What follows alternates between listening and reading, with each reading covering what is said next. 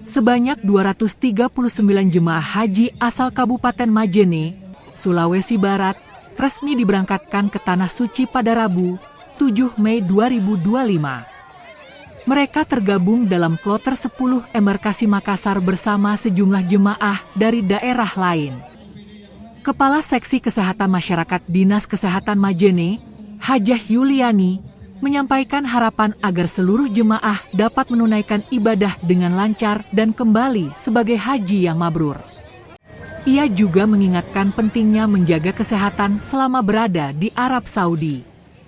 Ia menyoroti perbedaan suhu ekstrim antara Indonesia dan Arab Saudi yang bisa mencapai 40 derajat Celcius.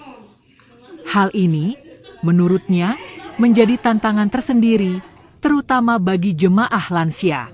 Dampaknya. Kemudian apalagi ketika tiba di Tanah Suci nantinya kan akan berhadapan dengan cuaca yang berbeda. Ya, ada cuaca ekstrim yang terjadi di Tanah Suci Mekah, yaitu 40 derajat kurang lebih nanti akan dialami di sana. Sehingga kemudian kondisi fisik itu mungkin tidak biasanya dialami oleh calon jamaah haji yang sudah rentan.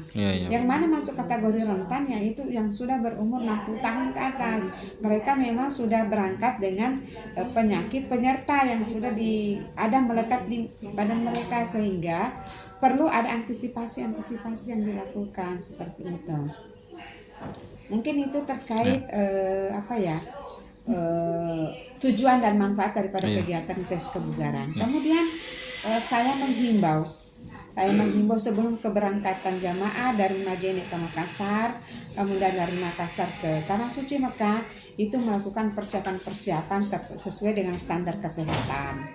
Yang mana himbauan saya itu pertama memang harus aktif melakukan screening, deteksi dini, deteksi awal kepada semua calon jamaah haji, lebih intens melakukan pemeriksaan awal di pembimbing kesehatan. Itu kan ada pendampingan mulai dari perawat, bidan, dokter, itu semua ada. Kemudian apalagi terkait himbauan saya bahwa ini kan perjalanan. Di sana nanti itu kita akan selalu berjalan kaki. Berjalan kaki tentu melakukan aktivitas fisik yang menguras tenaga. Nah, bagaimana dengan orang tua? Bagaimana dengan calon jamaah haji yang sudah rentan? Nah, ini tidak boleh dipaksakan. Segala bentuk aktivitas yang sifatnya sunnah itu mungkin bisa tidak terlalu daripada berisiko nantinya. Gitu.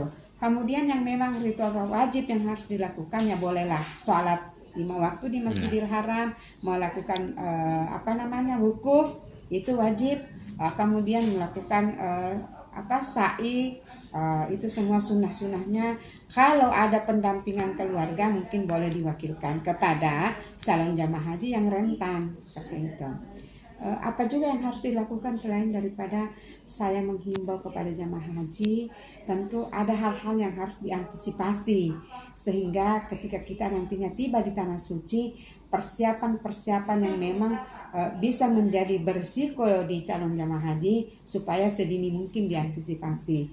Pertama, yaitu memang terkait obat-obatan yang sudah memang menjadi obatnya kita di tanah air, kiranya dipersiapkan. Tapi itu harus tetap melalui standar kesehatan yang sudah diberikan oleh pembimbing haji bersama dengan petugas nakes.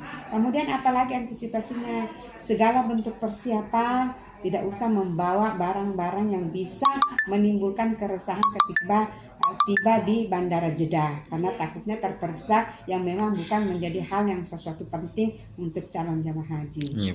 Kemudian tentu antisipasinya yaitu tadi harus sering-sering melakukan gerakan-gerakan fisik ringan, kurangi begadang, makan makanan yang bergizi, sehat, dan tidak usah dulu melakukan aktivitas yang berat bagi calon jamaah haji yang rentan. Karena kenapa?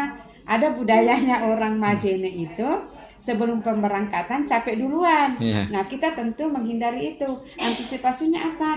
Barangkali sebaiknya menyiapkan vitamin yang memang menjadi prasyarat dari nakes, petugas kesehatan, bahwa sedini mungkin multivitamin jangan dikesampingkan. Download Tribun X sekarang, menghadirkan lokal menjadi Indonesia.